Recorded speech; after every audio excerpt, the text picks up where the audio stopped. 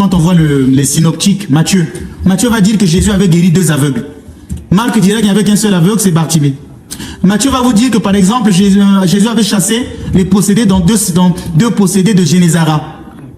Mais Luc vous dira qu'il n'y avait qu'un seul possédé. Donc ça veut dire que les deux mentent. C'est le style qui est différent. Parce que l'autre utilise le terme deux, parce qu'il est influencé par la théologie juive qui veut que pour qu'un témoignage soit vrai, il faut qu'il y ait 2 témoins. Tout simplement. Vous voyez, mais le fond, ils disent la même vérité. Donc c'est pourquoi il y a un frère que j'admire beaucoup parce qu'il lutte contre les faux pasteurs qui est au Gabon, je vais le citer aujourd'hui, Chocolat, des filles. J'aimerais un jour échanger avec lui.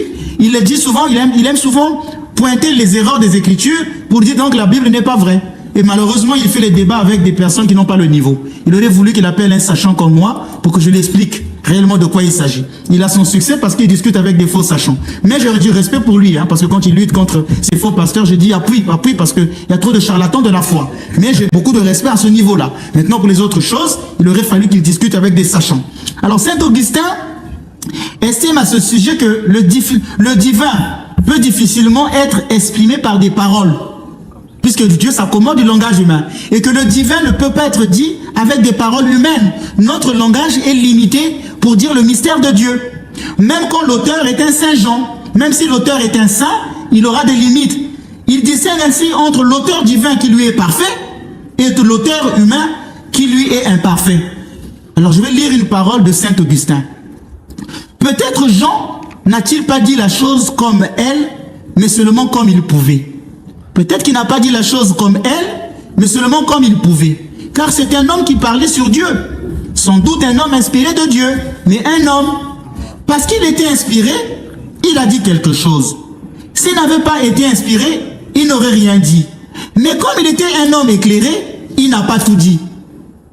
Ce qui est. Mais il a dit ce qu'un homme pouvait dire. Donc ce qui veut dire que l'homme est limité quand il va exprimer les choses spirituelles. C'est pourquoi vous allez par exemple voir, je vais employer encore un autre mot, anthropomorphisme. On va donner à Dieu un langage humain. Par exemple, dans le livre de la Genèse, Dieu marchait avec l'homme. Mais est-ce que Dieu a-t-il des pieds? Dans le langage, dans la Bible, on dit que le serpent rampait, plutôt le serpent est venu parler à Ève.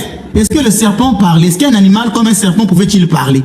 Donc avant, le serpent parlait-il? Et quand Dieu va maudire le serpent, il va dire, désormais tu vas ramper. Donc avant, le serpent marchait. Quand dans l'Apocalypse, on dit Dieu est assis sur un trône. Donc au ciel, il y a des chaises. C'est pourquoi parfois cet anthropomorphisme a trompé beaucoup de témoins de Jéhovah. Mais je ne m'attaque pas à eux aujourd'hui. Donc vous voyez que c'est simplement l'homme qui va dire les mystères de Dieu avec un langage humain. Pour Saint Augustin, mon ami que j'aime beaucoup, que le monde entier sache que l'ami du Père Ménas, c'est Saint Augustin. La Bible est exempte d'erreurs. Elle ne contient aucune affirmation fausse ou erronée, et encore moins de mensonges, pour essayer de donner une explication à M. Chocolat qui prétend que la Bible a des erreurs. Non, ce point Saint Augustin a eu à le défendre contre Saint Jérôme qui avait des opinions plus libres. Il écrit que même si un mensonge obligatoire s'était produit, toute l'écriture serait sujette au doute. S'il y avait la moindre erreur dans la Bible, toute l'écriture est sujette au doute. Quand l'aspect extérieur semble indiquer une erreur, il s'agit ou bien de transcription défectueuse, ou bien de mauvaise traduction du texte original, ou bien de malentendu subjectif. Il peut y avoir un malentendu subjectif.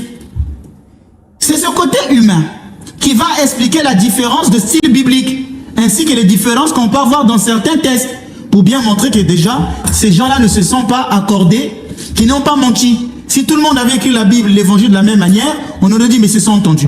Il y aura donc ces erreurs-là qui vont se produire dans le style. C'est ce style-là qui peut avoir des erreurs de la manière de le dire. Mais le texte biblique est par suite complètement l'œuvre de Dieu et complètement l'œuvre de l'auteur.